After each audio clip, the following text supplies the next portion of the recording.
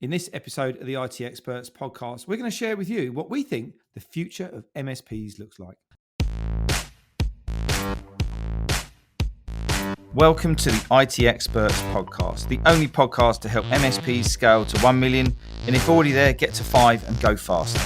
At the end of the day, isn't it all about building a business that works for you rather than you for it? I hope you enjoy the show. So good morning, good afternoon, good evening. Welcome to the IT Experts podcast. We hope you're all doing great today. Returning back on the podcast, we have the channel analytic expert, Jay McBain. Good afternoon, Jay. How you doing? Thank you so much for having me back. No problem at all. It's always an insight to talk to you. You're one of these people that I think operate at a very different level to a lot of MSPs in the channel, understanding the ecosystem and how that works. And we've had a bit of a chat today. So we're gonna dive into the future of the MSP. What do we think that looks like? And a couple of areas that Jay's got some really, really interesting views on. But just before we get straight into it, Jay, can you just explain to everyone, who are you, what do you do, who do you help? Yeah, sure, absolutely. So I'm an analyst in the channel. So I've been around the channel for 30 years in different parts and pieces, and been in managed services for 25 years. Just behind the scenes, counting things and looking at how things are going, and a lot of the things we're going to talk about today. I work for Canalys, which is a firm that's actually centered around the UK and is global. 120 people like me. Canalys is Latin for channel. So we literally look at partnerships, alliances, ecosystems around MSPs, and try to put some numbers behind the opinions that are out there today. Excellent stuff. And I'm always watching and seeing your insights on these big numbers that can make small differences or large differences, and kind of the impacts of the tidal ecosystem that we have with the MSP space. Just before we get cracking, Jay, we spoke last time about hardware as a service and some of the changes that were going on in the channel. What's happened in your view in the landscape of people buying technology, people buying managed services, the receptiveness of businesses with their technology kind of since the pandemic, over the last couple of years? Where do you think this has kind of moved or changed or developed? Yeah, I'll lay it down by the numbers. Right now, we're at a stage where managed services around the world is $548 billion with a B. Wow. So we're a $500 billion industry. It's growing at 12% this year in a pretty tough headwind around the world. Yep. And just to give an idea, the world GDP, which is about 105 trillion, is growing just shy of 3%. The tech industry, tech and telco, which is just shy of 5 trillion, is growing at 6%, pretty much double the world's economy. And managed services is growing by double that, 12. So we're in a mode that's in any industry, the 297 industries that we look at. This is one of the stronger industries. And we're at demand at a point where customers now outsource some or all of their IT 82% of the time. And when I mentioned that big number, 548 billion, there's now 335,000 companies around the world that have at least one managed contract. Wow. I reserve myself to call them MSPs. Most of them are still VARs or other business models. Yeah. But even if you look at 30% of their business being recurring, which I do call an MSP using professional tools, now 86,000. Last thing I'll say about the numbers, it's now a global phenomenon. I grew up in the early days of Autotask. I worked at Autotask. I left Autotask with the founder to build another business. So I remember those early days, 1999 days. But in those small little hotels and having little fights and Joe Panettiere talk about the industry as it was moving along. But suffice it to say, it's reached a level of maturity at this point where now the rest of the world, Europe and Asia and Latin America, drive 55% of that number. So what started really in North America, most of the PSA products were in the US, in Tampa Bay, in Albany, New York, in Omaha, Nebraska. And the RMM products mostly came from Canada, ex-Nortel and up in Ottawa and things like that. So it was North American up until it wasn't. And now the rest of the world is bigger than North America. It's truly a global phenomenon business. So we're in an exciting place. I think that's what we're going to say. We're in a high growth. It's a super exciting place, and I'm super grateful to be part of the channel and helping people out, kind of like from both sides of the pond, as it would be. Now, do you think people's businesses, end users, their attitudes have changed since the pandemic to take IT and their infrastructure, hardware, software from a kind of a nice to have to an absolute essential? Is it, I know that might be a bit of an obvious question, but what are you seeing in kind of the take up on how important is this now compared with what it was like 4 or 5 years ago? Yeah, I dropped one of the numbers, but 82% of them think that they need to outsource some or all of their Yes. IT. Yeah. 10 years ago, that number was 30. Yeah. If you go back to like the 1990s, I worked at IBM, and you remember the craze, if you're old enough, that we I'm all thought sure. we were going to lose our jobs to India at the time. Yes. Yeah, that This was it. Yeah. outsourcing model, and now we all think we're going to lose our jobs to Gen AI, but we'll talk about that in a minute. But back then, even all that big outsourcing and moving of staff and big layoffs, that was only 30% of companies that outsourced at that level. And then 30% of companies outsourced to managed service providers. I kind of thought that that's where the human psychology threshold Yeah. was until cybersecurity. We have the biggest banks, we have the biggest telephone companies, the biggest governments that have now admitted they can't do it alone. Yeah. We just can't hire enough people, the right people. Cybersecurity is a team sport. So with all of the beginning with EDR and MDR and XDR and all the layers of zero trust and SASE, everybody's given up. Right down from a flower shop right up to the biggest bank. Yeah. We need a managed services provider. We need a managed security solution provider. We need a team to go help protect us. And that's what the breaking of that 30% threshold was, to the point now that they think solving IT problems in most cases is a team sport. Cloud, hybrid, edge, which is great. And this is why managed services is growing as fast as it is. So really the fuel on the fire, the petrol, was the need for that security, wasn't it? Yeah. And then the psychology, you talked about attitudes. This year, we've been predicting this for 7 years. So, I mean, you could go back to a CompTIA keynote from Todd Thibodeau 7 years ago, and he talked about demographics, Yeah. people aging out, the age of the MSP, the owner principal, the age of our customers. Well, back then, the prediction was 2024. And guess what? We're in 2024. This is the year that our majority buyer becomes a millennial, born after 1982. And so this is the majority of the $4.94 trillion that businesses and governments will spend on tech and telco is now led both in quantity of buyer and budget by somebody who has a different psychology, different buying behaviors, different customer journey. And while MSPs are obviously growing in this area too, and that will reach the maximum owner principle soon, our buyers are already there. So this is the monumental change that we're going through right now, is how to serve this digital first, digital only crowd. Yeah. And how to do this in a very, very new way. And I look back and you wonder where the years have gone sometimes. And now you realize that the millennials are actually a lot older than you think they are, because you think that these 20, 30-year-old kids, well, they're not actually, they're now 30, 40-year-old kids. Just turned 40. Yeah, that's right. It's like, hang on a minute, what happened here? So I'm interested. We've got lots of MSP business owners now who are a lot younger, a lot tech savvy. They didn't get brought up in some of the manual worlds, and they're now coming into an industry where they're leading with the security, the cyber and data security. They've got different attitudes towards leadership. They're probably used to researching and going and finding information online rather than learning it in the books and through working through corporates and things like that. So millennial MSP business owners, what do you see as kind of like changing? And what do you see I guess the opportunities for the millennials, but also, is that a threat to some of the more traditional MSP outlooks there? What's your view on that? Yeah, I don't think it's a threat. I mean, we obviously are selling to baby boomers, we're selling to Gen X, we're selling to millennials, and now we're selling to Gen Z.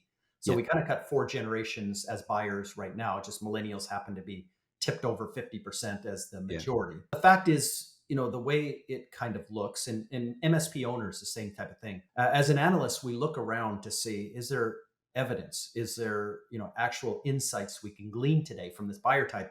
And guess what? We can. The majority buyer of SaaS today, the $250 billion of software as a service, has been a millennial now for a few years. 75% of SaaS is sold to lines of business. In some companies, the CMO spends more money on technology than the CIO. Yeah. So looking at the CMO, the CRO, looking at the CX leader, looking at some of the product leaders, operations, finance, HR, this is where SaaS is sold to. This buyer has been around for a few years. So we now have evidence of what this is going to mean to our buyer, but it's also evidence of how MSPs are going to run. So when I said digital first or digital only, I meant it. Gartner did a survey a few weeks ago of this cohort, and 75% of them don't want to talk to a human. Wow. So you set that in, and you see it in different places where you see kind of buying changing, where somebody will want to go buy a car and spend 28 moments getting really, really smart, but want to avoid that last minute dealership, 8 hour, get me a deal kind of sit down. Yeah. When you know the invoice price, when you know the back end rebates that are happening that month, you know how the deal's going to land within $100 because you've already gone and researched the thousands of people who have bought that car in your neighborhood in the last few months. So you know exactly what it is. Yeah. So forget about negotiating, forget about everything else. It is what it is. Now just deliver the car to my driveway and hand me the keys. That behavior is coming into software, it's coming into hardware, it's coming into services. It's this, I'm going to spend the time because the information is out there. And now I'm kind of buoyed by Gen AI to even further help me get through those 28 moments, become smarter than the salesperson is, even become smarter than some of the engineers that are out there at vendors are about their own products. And I'm at the point where I can just click and procure. And that's why marketplaces are growing at 86% compounded at the moment, because they're serving this new, younger buyer. So that's a digital first, digital only. They're also subscription consumption friendly. You know, the millennials grew up with Netflix. They grew up with Spotify music. They also grew up paying $1 a month for a toothbrush, and they know they're going to have to pay that till the day they die. The subscription economy is totally okay. Subscriptions combined to marketplaces, like I mentioned. But one thing that's jumped out, the most important thing maybe I say about millennials is here. They're integration first buyers. So we've had, baby boomers and Gen X, when they write RFPs, things like your service, your support levels, things like your brand reputation, obviously your price, all these things have different weightings on their decision. And they weight it all, and then they come out with what they think is a good balanced decision. Well, number one on the list now is how well do you integrate into my world? So I'll buy a product 80% as good as the competitive product if it works better. Yeah. So it's kind of what does this mean? Well, let me flip back to cars. Apple stood up last year at its iPhone launch and said 79% of people today will not buy a car unless it has Apple CarPlay. I'm sure they meant Android Auto as well. They didn't mention it. But they want to sit down in a car that integrates in their life, has their music, has their to-do list and their calendar and all the GPS connections, but they're ready to give over their speedometer and their climate control to Apple as well, big tech. So you've got, that's 79%. So imagine being in that industry, $4 trillion industry, been around 120 years. You're just taking over a dealership from your great-great-grandparents, and you're about to lose 4/5 of your buyers because you don't have a tech integration. Wow. Or you didn't do it properly. So MSPs are going to be doing these integrations. MSPs are going to have to fit in that customer's environment, fit in their stack. The average millennial builds a 7-layer stack for security to get to zero trust or SASE. The average millennial buys a 7-layer stack around consumption of AWS, Microsoft, or Google. The average SaaS deal today, Salesforce, ServiceNow, Workday, Marketo, NetSuite, HubSpot, is 7 layers. The magic number 7. But one other thing, and final thing I'll say about this cohort, is they think of partnering as a team sport. When I grew up at IBM, I grew up in the era where you couldn't get fired for buying IBM. It was just the single throat to choke. It was the company that would back a customer up. Our products weren't always the best. They never probably were the best, but it was that single throat that nobody could get fired because I bought from IBM. Well, that changed a lot, where the average buyer's, buying 7 things, but they also surround themselves with 7 partners today on average. So you as the MSP are not competing with 6 other MSPs for those, 7 spots, but they're going to bring in somebody that understands their buyer type. Like it could be a CMO. I want somebody who understands marketing and my challenges.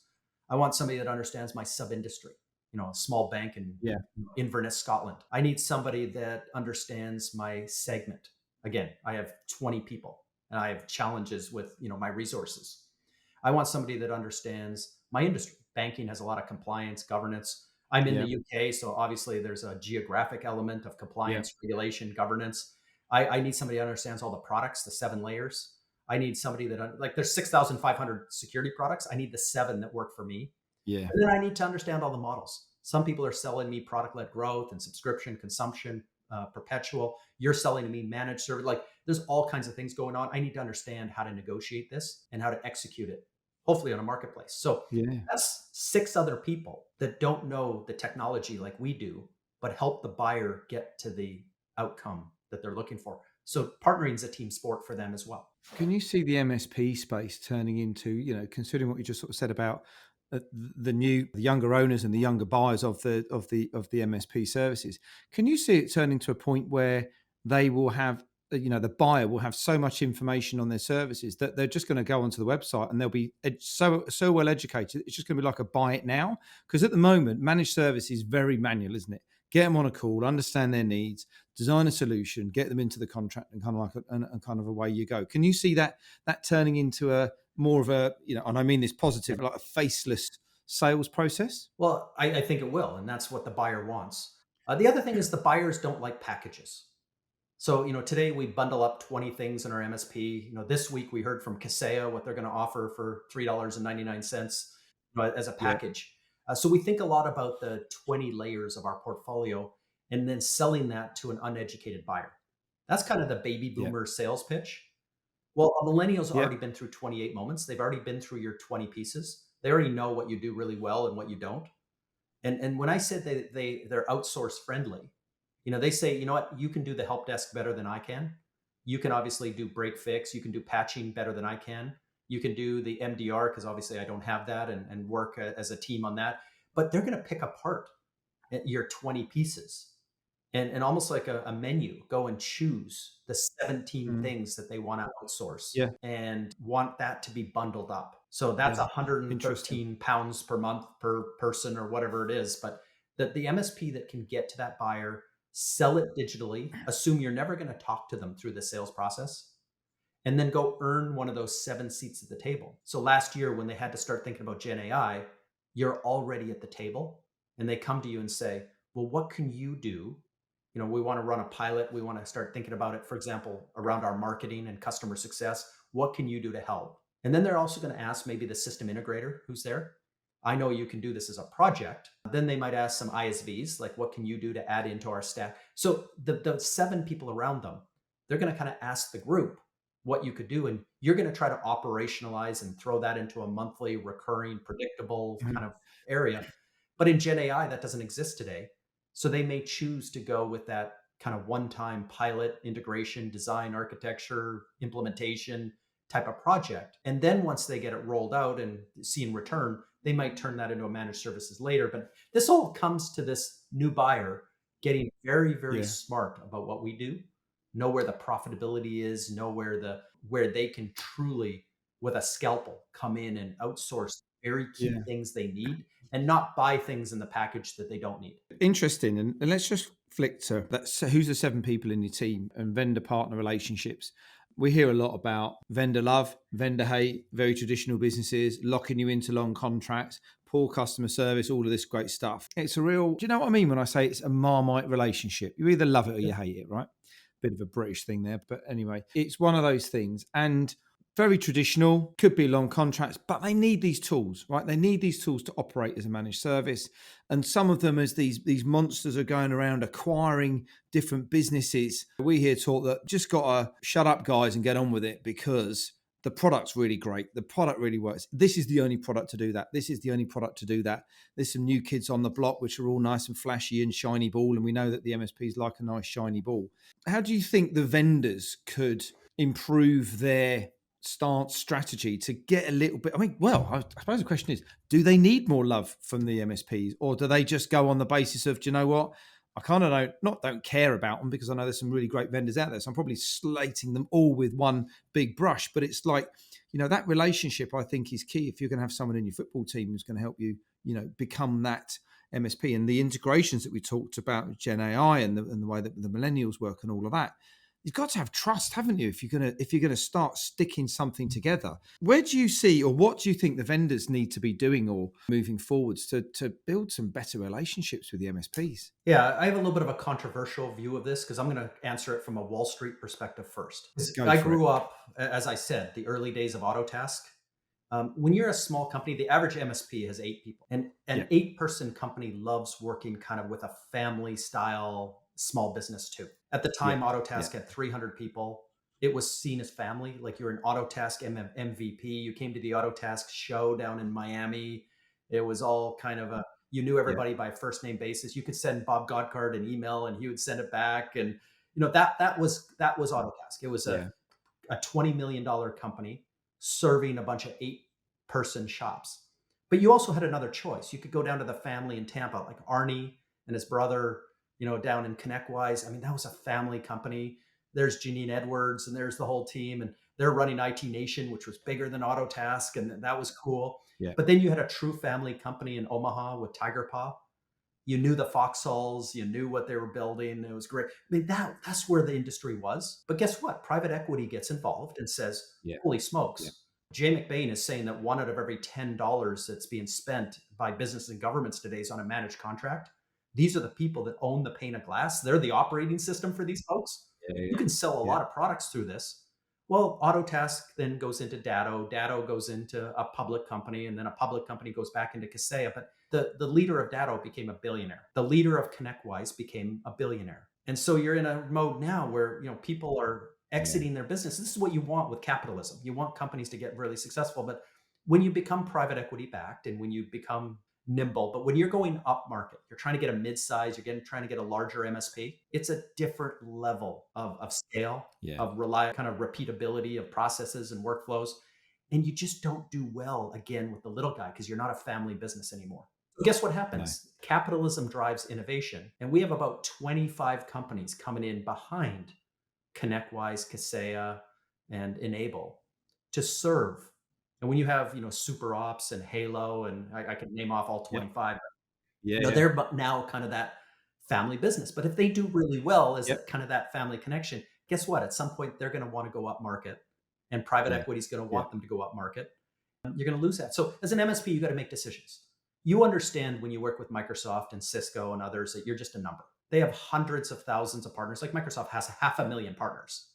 You're literally a number. But if you're a millennial, you're okay dealing with Microsoft digitally.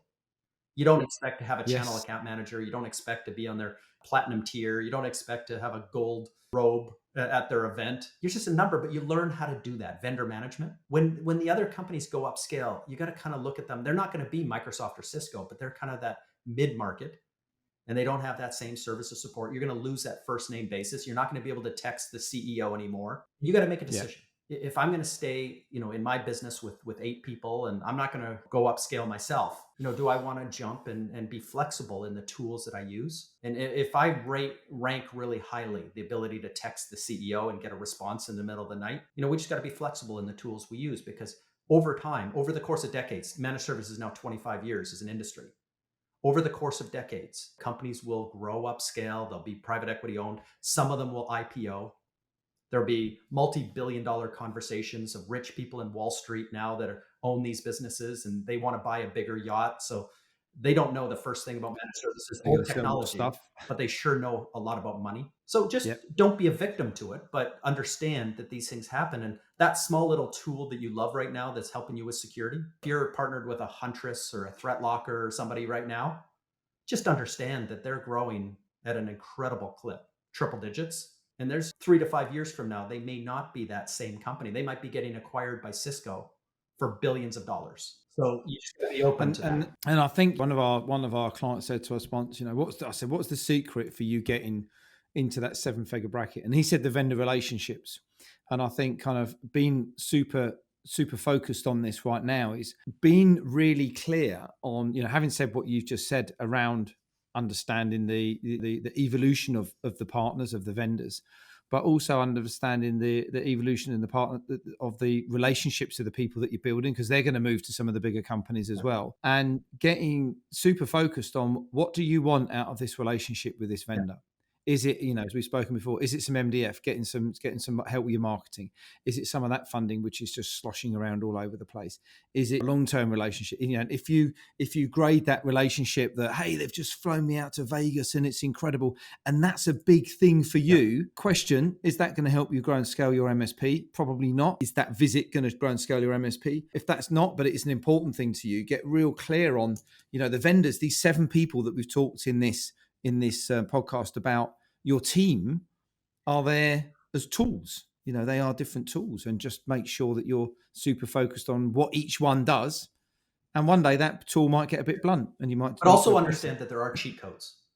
I get asked all the time, with 500,000 partners at Microsoft or the 150,000 at Cisco or Dell or HP or Lenovo. I used to be a channel chief at Lenovo and IBM. So there are cheat codes. It's run by people. And there's a whole bunch of directors and senior directors running around, hundreds and hundreds of them, maybe thousands of them, that all have budget. They're all trying to get you on stage as their partner of the year. They're all trying to, have things that they can show their boss and their boss's boss. There is a real cheat code there of getting more money from these vendors on these little side projects, and them funding you for Gen AI or them funding you for some, odd thing in your geography or in your place. But you might be going after the director of SMB, and they're trying to get you on stage. They're trying to show you as a hero of their program. So there are companies that do get access to a lot of money, do spend the extra time to figure out, of all the vendors that are out there, hundreds and, there's 35,000 vendors today, 6,500 security vendors alone. Each of them have cheat codes. That MVP thing I talked about, like there is ways to grow your MSPs by becoming the darling of a couple of vendors. And when you get on stage, when you become visible, their direct salespeople start to love you as well. And you start to get that behind the curtain, leads, and you get a couple bluebirds sent to you and stuff like that. So there are companies that do that extremely well and don't just see themselves as a number. Yeah. And I guess, again, it's about that reminder to be deliberate about that. And, and understand that relationship it's probably more heavily weighted one way or the other rather than being reciprocal. But there's a reason they've made you vendor of the year. It's because they want to tell everybody what great things they are. And then everybody sees you're successful. And guess what? More people are going to buy more stuff from them.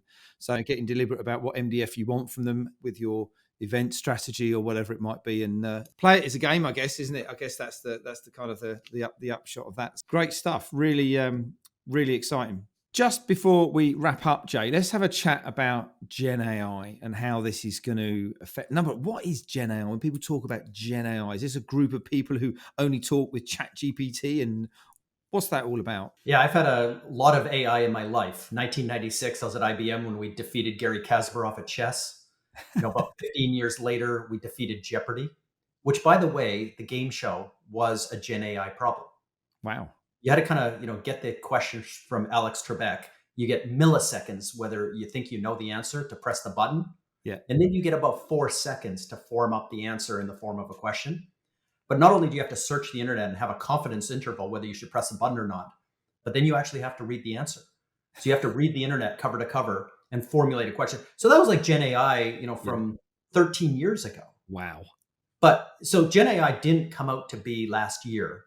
It was just when it became public and it became a consumer trend, because it got so good that it could write poetry, it could write music, it could create pictures, and people could use it for the first time as a consumer tool and start to think, I think we just lit up Skynet here. We started the Terminator movie, and this is the beginning of the end of everything. Because, one version of Gen AI, one version of ChatGPT passed the bar exam, but got in the bottom 10 percentile. 2 months later, the next version passed the bar exam in the top 10 percentile. Yeah. The next version 2 months later now writes the bar exam. So this is a level of exponential growth that we've never seen in any part of technology in 50 years. And it has MSPs questioning, because their customers, because it's a consumer trend, are asking about it. Not only that, our family and our friends, because we're the tech people, they're asking us, like, am I going to lose my job? Or are we going to have Terminator robots starting to come and kill us shortly? What is it? But in the end, the thing that most people got wrong, the thing that IBM actually ended up getting wrong, is Gen AI isn't a product. They try to sell it as a product. Here's to cure cancer and predict nuclear explosions, predict the weather. We bought the Weather Channel for data. No, it's not a product. It's a feature. So when it's a feature, it's a little bit different. It's like analytics inside a feature. How do you make money on a feature? And this is going to be difficult for MSPs. And we made a prediction that, Gen AI is growing at 59% compounded off a small number, but it's going to be $158 billion of services by 2028. Wow. The problem is it's going to be back-end loaded for MSPs. Front end, companies like Accenture and Deloitte and Capgemini and KPMG, they're lining up hundreds of thousands of people to get certified at Microsoft, at Google, at AWS, at Anthropic. Why? Because there's a whole bunch of front-end consulting gigs and designing pilots. The second people that are lined up are the 250,000 software companies, ISVs, because they're building it into their product as a feature. All the products we use as MSPs today, ConnectWise has it, Kaseya, everybody's building in this Gen AI functionality. That's where we're going to see it first. And we can start working internally first. Let's think about our marketing. Let's think about our sales, our customer success. Let's think about our invoicing, billing. Let's think about our service tickets. There's Gen AI help that we can do internally to get us better than our competitor. So it's the first trend in emerging tech to be an internal opportunity first.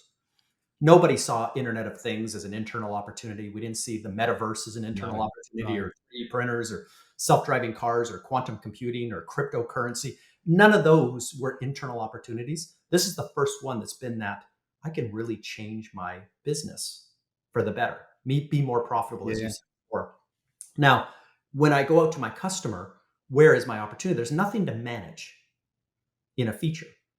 I'm not going to go ahead and add $5 a user because they're clicking on Gen AI inside of Einstein GPT instead of Salesforce. Unless I'm consulting on how to do that, unless I'm designing, architecting new ways, unless I'm, integrating into deeper features there, unless I'm educating or training, unless I'm actually selling a service, the actual managed services doesn't really change for a couple of years. So our advice for managed service providers and VARs was to kind of wait it out. Don't get too excited. Yeah. And make sure that you're focusing on managed services, which are growing at 12%. Security is growing at 12%. Managed security is growing at 15%. Go grab those opportunities today. And in about 18 months or 2 years, Gen AI is actually going to start showing up at the edge. Because guess what? 85% of the world's data sits at the edge. Yeah. So the amount of compute, the amount of storage, the amount of networking capabilities to go process these large language models, to have, handle these AI PCs, AI driven phones, and every other device. We're talking 2025, maybe even into 2026 at this point. So I wouldn't be lined up outside of Microsoft trying to get every one of my technicians certified. Yeah. But I would stay on top of it, make sure I'm the group of 7 around my customer having these conversations, doing any kind of, pilot work. It could be project-based work. When we actually get into the true managed services piece, we're probably still a couple of years away. Yeah. Interesting insights. Very interesting. Jay, thanks ever so much for your time and insights. As usual, they are absolutely golden. What's the opportunities for MSPs in the next 12 months? What do people need to take away from kind of what we talked about today? Well, I would look at those 12 or 15% growth numbers and double them with good execution, with recognition of the new buyer, with spreading out at each of my clients and going and meet with the lines of business. I told you, 75% of SaaS is sold outside of IT. Yeah. A lot of those businesses. So when you go and sign the guest book next time at your client, if they allow you to, look backwards. 80% of people signing in are talking about tech. 78% of digital agencies are now tech services. 81% of accountants are now tech services. They're all talking tech. Join that group. You're not going to compete against a digital agency on creative, or you're not going to do people's taxes. No. But join the tech conversation, because you can add a lot of value in security, in compliance, in the infrastructure, in the broader thinking around what they're trying to do as a business leader. Join those conversations. You'd be surprised by working with those teams and the other people around the table, how much business that they're working on in your community as well that you could be dragged into, and vice versa. Start to build yourself a network, build yourself that broader, ecosystem, and recognize that everybody up and down Main Street, who you think are in different industries, they're all trying to come into this industry and grab hold of this tech opportunity that's growing at double digits. And it's not competitive to you. No. It's just an opportunity for you to think differently about, being more immersive in all those conversations. Love it. Thanks very much, Jay. How do people get in contact with you if they want to learn a little bit more about what you're doing or continue the conversation? What's the best way for them to do that? Yeah, always LinkedIn. I have a LinkedIn newsletter that I share a lot of these numbers on. You can tweet or X at me. You can Facebook me. You can email me. I mean, I've got 20 windows open here, so I'm always open for. I can imagine there's screens all around with all the windows. Or if you need kind of double or triple click on a certain number that I might have said, what it means to you, what it means in your current environment, shoot me a question. Fantastic. Lovely. Thanks very much, Jay. Well, Once again, thanks very much for your help and support with today's show. It's been a great show. Loads of information, loads to process for everybody else. And I look forward to catching up with you soon. Catch up with you soon, Jay. Take care, mate.